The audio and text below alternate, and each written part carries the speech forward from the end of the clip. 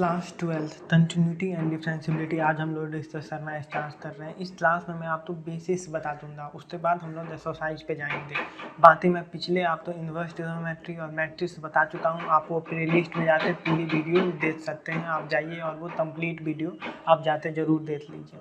तो अभी मैं कंटिन्यूटी और डिफरेंशियबिलिटी में पहले कंटिन्यूटी पढ़ा रहा हूँ, तो पहले हम लोग कंटिन्यूटी डिस्कस करेंगे, फिर डिफरेंशियबिलिटी डिस्कस करेंगे। तो कंटिन्यूटी में हम लोग क्या डिस्कस करेंगे, कैसे बता सकते हैं कोई भी फंक्शन कंटिन्यूस है या नहीं है, ये हम लोग कैसे पता लगाएंगे।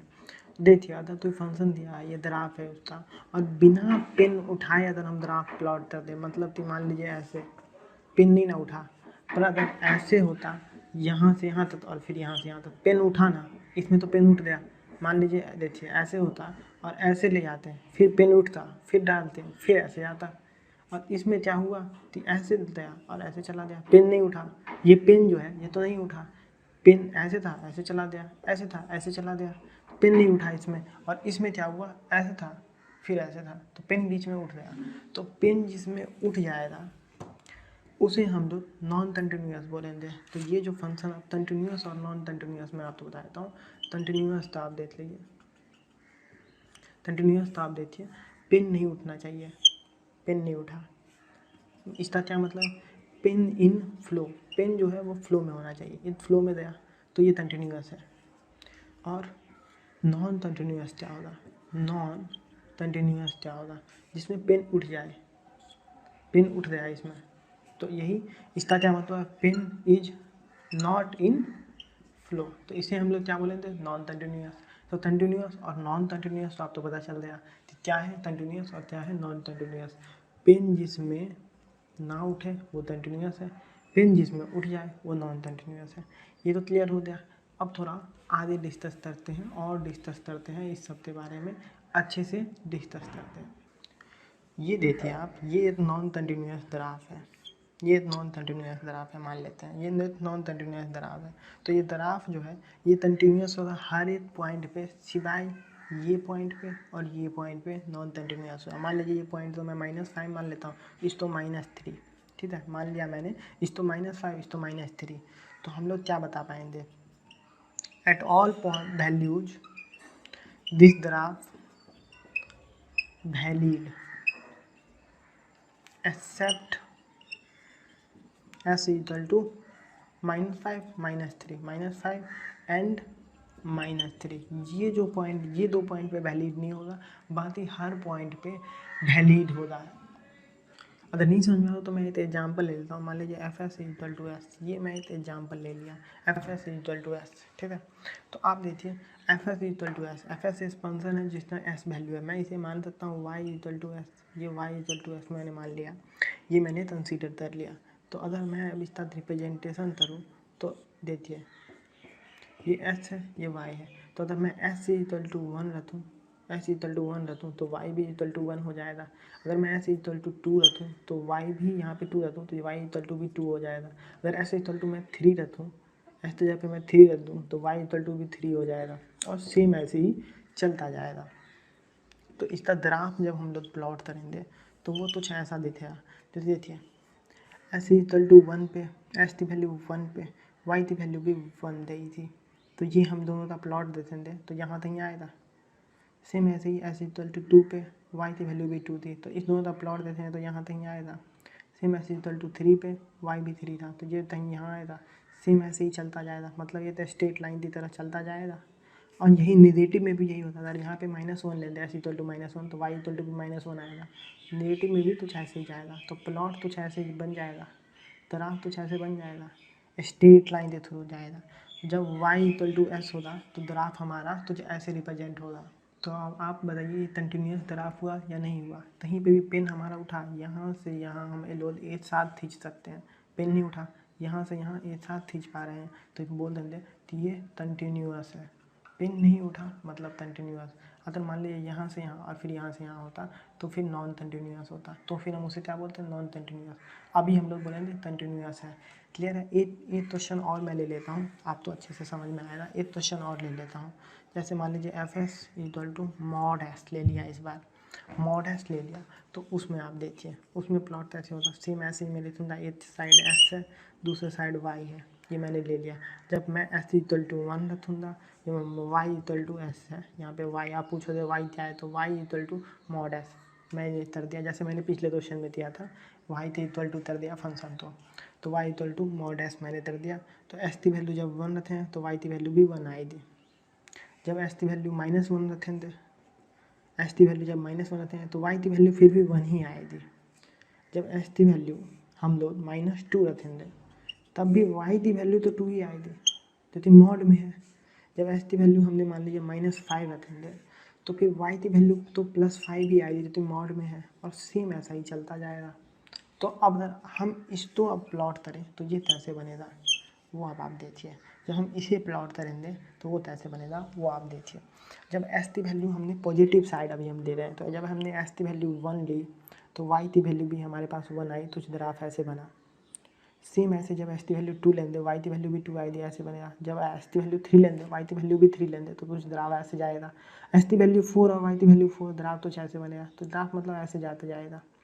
जब मैं एस की वैल्यू -1 लूँगा, -1 ये -1 होगा तो वाई की वैल्यू तो +1 आएगी, तो वाई +1 यहाँ कहीं होगा, तो ग्राफ तो ऐसे बनेगा। सेम ऐसे ही एस की वैल्यू जब मैं -2 लूँगा तो वाई की वैल्यू +2 आएगी, तो ग्राफ तो ऐसे जाएगा। जब मैं एस की वैल्यू -3 लूँगा तो वाई की वैल्यू +3 आएगी, आएगी या नहीं आएगी, तो ये ऐसे होगा। तो अगर मैं ग्राफ देता हूँ तो प्रॉपर ग्राफ तो ऐसे बनता जाएगा। अब आप बताओ ये कंटिन्यूस ग्राफ बना या नॉन कंटिन्यूस बना।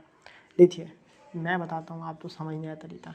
मैं इस ग्राफ तो सीधा तो प्लॉट कर सकता हूँ, यहाँ से यहाँ खींचा फिर यहाँ से यहाँ खींचा, पेन कहीं पे उठा नहीं ना उठा, मैंने क्या किया यहाँ, ये मेरा मान लीजिए ये मेरा ग्राफ था, ये मेरा ग्राफ था, चलो यार कितना बना दिया, ये मेरा ग्राफ था, ठीक है।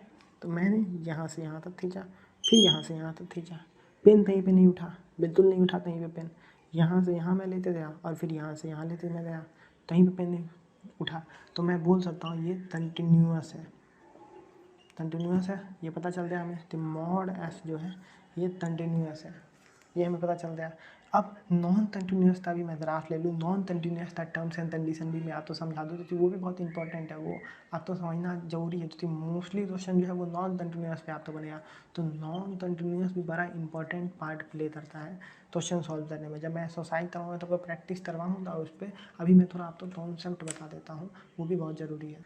ये जो आप फंक्शन देख रहे हैं एफ एस इक्वल टू 5, जब एस जो है वो छोटा है 0 से या फिर इक्वल टू 0 है तो फिर 5 होता है, और 7 जब एस जो है वो 0 से बड़ा है तो फिर वैल्यू 7 है। अब हम इसे प्लॉट करके देखेंगे, ये इसका प्लॉट हो रहा है।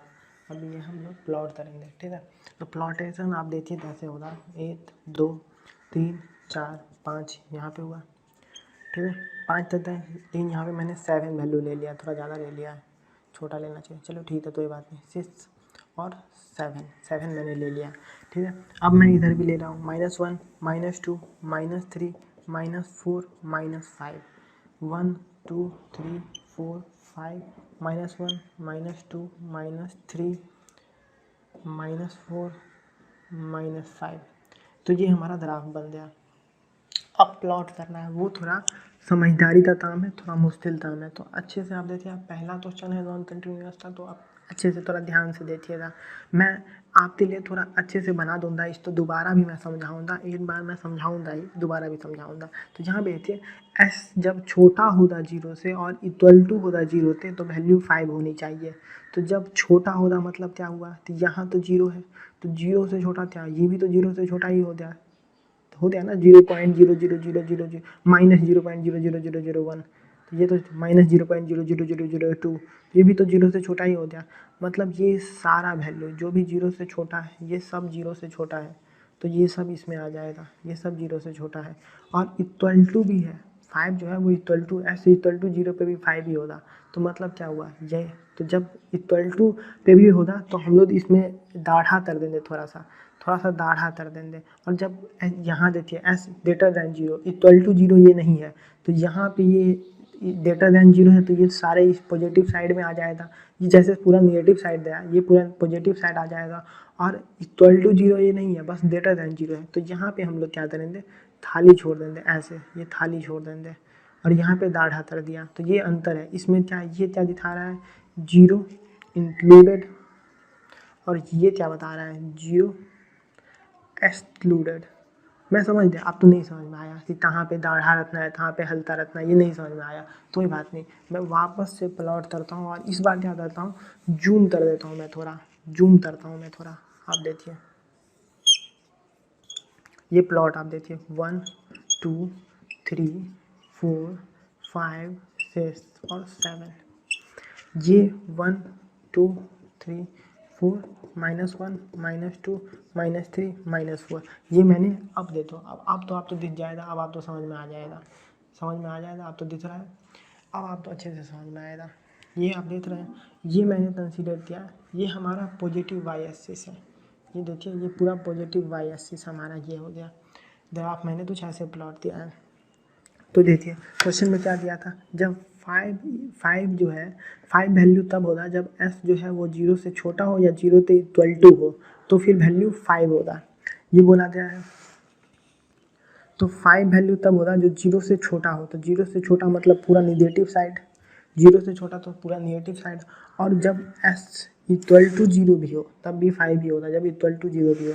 तो जब इक्वल टू 0 मतलब क्या, जब हम लोग 0 तो भी इंक्लूड करेंगे, तो यहाँ पे थोड़ा दाढ़ा कर देंगे, मतलब ऐसे दाढ़ा कर दिया, तो ये इसका मतलब ये हुआ 0 इंक्लूडेड, इसका ये मतलब हुआ। और जब बोले दूसरा पार्ट देखिए, S is greater than 0, S is greater than 0 जब भी होगा तो इक्वल टू 7 होगा, वैल्यू जो होगा वो 7 होगा, पर इसमें इक्वल टू का साइन नहीं है। एस इक्वल टू 0 होगा तो फिर तो वैल्यू 5 होगा, लेकिन अगर एस ग्रेटर देन 0 होगा, जैसे देखिए वैल्यू जब भी या तो निगेटिव हो या एस इक्वल टू 0 हो, तो फिर कंसीडर होगा 5।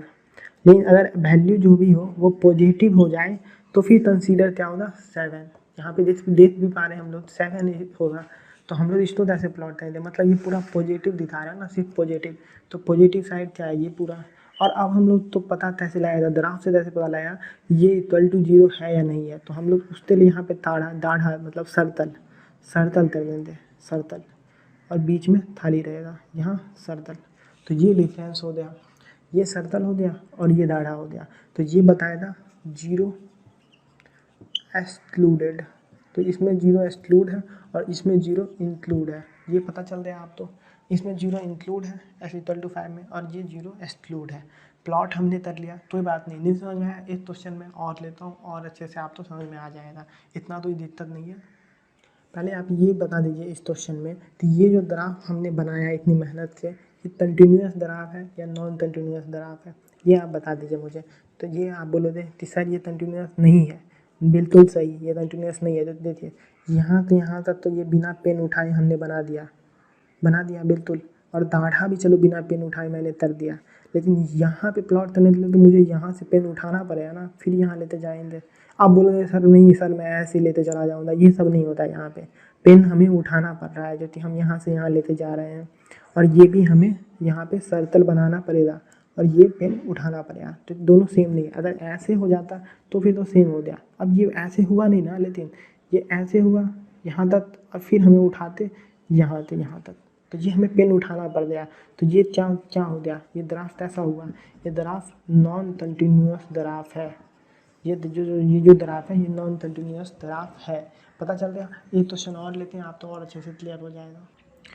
नॉन कंटिन्यूअस फंक्शन था, मैंने एक और एग्जांपल लिया, ये तो एग्जांपल को हमने बहुत ही अच्छे से डिस्कस कर लिया। ये एग्जांपल थोड़ा अच्छा है, समझ में आप तो अच्छे से आएगा, तो इसको भी अच्छे से आप देखिए। मैं प्लॉट कर रहा हूँ थोड़ा ऊपर ही, तो हम लोग तो बाद में तो स्पेस अधिकतर होने लगता है, उसके लिए मैं यहाँ प्लॉट कर रहा हूँ तो स्पेस अधिकतर ना हो हमें, और समझ में भी अच्छे से आ जाए। तो देखिए ये मैक्सिमम दिया 2 और 3, मैक्सिमम 2 मतलब 1 2 3, यहाँ तक चलो मैं ये तो और ले लेता हूँ, क्योंकि हम लोग प्लॉट 3 तक भी करें तो समझ में आ जाएगा आप तो। -1 -2 -3 -4 1 2 3 और 4, ये क्लियर हो गया हमारा। अब मैं प्लॉट करने वाला हूँ, आप प्लॉट बहुत ही अच्छे से देखिए।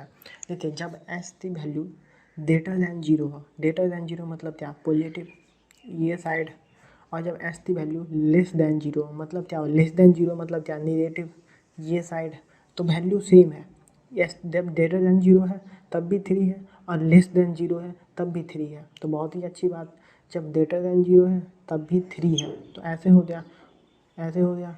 और जब लेस देन जब 3 है, जब लेस देन 0 है, सॉरी लेस देन जब 0 है, जब ग्रेटर देन 0 है तो फिर तो वैल्यू 3 है, वैल्यू हमारा, यहाँ मैं वैल्यू लिख देता हूँ, यहाँ पे वैल्यू हमारा 3 है। और जब ग्रेटर देन 0 है तब तो 3 है, और जब लेस देन 0 है तब भी वैल्यू जो है हमारा वो 3 है। क्लियर है? तो जब हमारा वैल्यू ग्रेटर देन है तब भी, जब वैल्यू जो हमारा एस जो है वो ग्रेटर देन 0 है तो भी हमारे पास वैल्यू 3 आया, और जब एस जो है लेस देन 0 है तभी हमारे पास वैल्यू 3 आया। लेकिन जब एस इक्वल टू 0 है तो वैल्यू 3 नहीं है, तब वैल्यू 2 है। तो मतलब क्या, जब यहाँ पे दाढ़ा हो जाएगा और जहाँ पे क्या हो जाएगा, तो ये लाइन हर तरह वैलिड है, पर जीरो पे एस की वैल्यू, एस इक्वल टू 0 पे वैल्यू 3 नहीं है, 2 है। तो यहाँ पे क्या हो जाएगा, यहाँ पे खाली हो जाएगा, यहाँ पे तो खाली हो जाएगा, और यहाँ से यहाँ प्लॉट होगा। क्योंकि ये एक्सक्लूड हो गया ना, क्योंकि एस इक्वल टू 0 पे वैल्यू अगर 3 हो जाता तो फिर तो ग्राफ ऐसे बनता सीधा स्ट्रेट लाइन, पर एस इक्वल टू 0 पे वैल्यू 3 नहीं होते, 2 हो गया, तो यहाँ पे एम्प्टी हो गया और यहाँ पे हमें दाढ़ा करना पड़ता है। इसका ये दाढ़ा का यही मतलब होता है, 0 इंक्लूडेड और ये 0 एक्सक्लूडेड। ये मैं पहले भी बता चुका हूँ, यहाँ पे वैल्यू 3 है। अब बहुत सारे कुछ स्मार्ट लोग बोल सकते हैं कि सर ये कंटिन्यूस ही फॉर्म है, ये तो नॉन कंटिन्यूस हो गया ना। तो नॉन कंटिन्यूस हुआ, क्यों नॉन कंटिन्यूस हुआ? क्योंकि हमारा पेन उठ गया। हम लोग यहाँ से यहाँ तक तो बनाए और यहाँ से यहाँ तक तो हमने बना दिया, लेकिन हमें पेन उठाना पड़ गया यहाँ पे दाढ़ा करने के लिए और यहाँ पे हल्का करने के लिए।